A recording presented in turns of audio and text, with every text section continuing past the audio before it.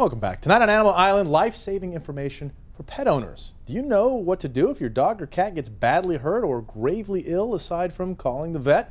Well, joining us now is Robyn Elman, president and founder of In-Home Pet Services. She's going to be talking about and demonstrate pet first aid and CPR. Welcome. Appreciate you taking the time to talk about this. Now, this is interesting because I didn't even realize this. I'm a pet owner. I have 2 cats, 1 dog, and I didn't even realize the importance of CPR, but in pet first aid, it's just something that you don't think about every day. We do have some interesting information about the American Animal Hospital Association. According to the AAHA, 1 out of 4 pets, we have this on the screen for you, would have survived if only 1 pet first aid technique was applied prior to receiving emergency care. We're going to show you a couple of them, not just one. Statistics also show that preventable accidents are the leading cause of death in pre-senior dogs and cats. And this is, I didn't know this, dogs are 3 to 4 times more likely to choke than cats. That makes sense, I guess, and also 3 to 4 times more likely to be poisoned than cats. It's because they don't chew their food. And it's important to remember that any pet that is in pain or moved into pain can and will bite. That I did know. So let's start off with some basic techniques. I guess the first thing, you find your pet injured somehow, what's the first thing you need to do? Well, the first thing you have to remember is that pets will sometimes mask their injuries. Because we have to remember our dogs and cats are predators, you know, naturally in the wild. So they want to mask their injuries. So what you can do is something called a snout to tail assessment. And we move over the pet from snout to tail, trying to find an injury that maybe didn't initially present itself to you. So it also will create a baseline of health for your pet to kind of determine what's normal for your pet and what's not. And I see you brought a very cooperative pet. Yes, he's very well trained. I trained him myself. Okay, so pets max. I always knew that about my cat. When she slams into the wall, I knew she was in pain, even though she pretends she's not. So how do you do that? You just kind of like rub over the... Basically, it should be basically a bonding experience for you and your pet. So you should do a little bit of this every day. You can look at their eyes, make sure they're clear, no discharge. Look at their ears, the same thing. Kind of feel over their body, make sure there's no lumps, bumps, or bruises.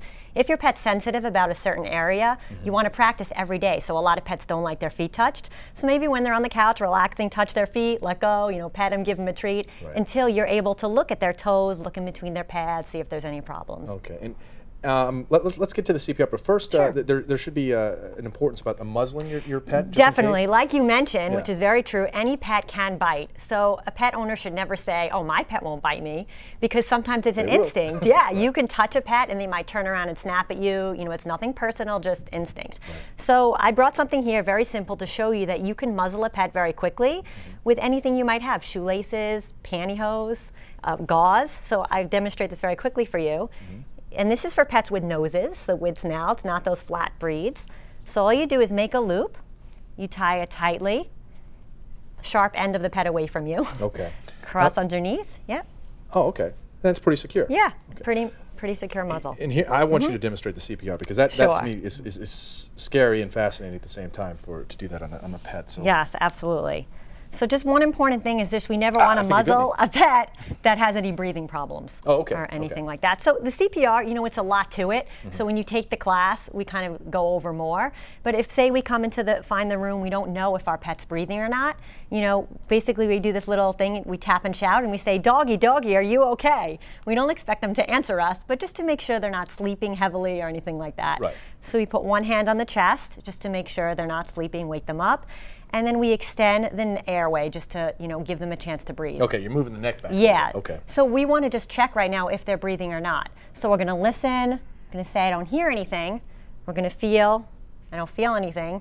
So I don't see anything. This pet is not breathing. So real quick, what we would do is we take the tongue, we pull it past the canines, we make an airtight seal, and we actually breathe in through the nose. So it's mouth to snout resuscitation, not mouth to mouth.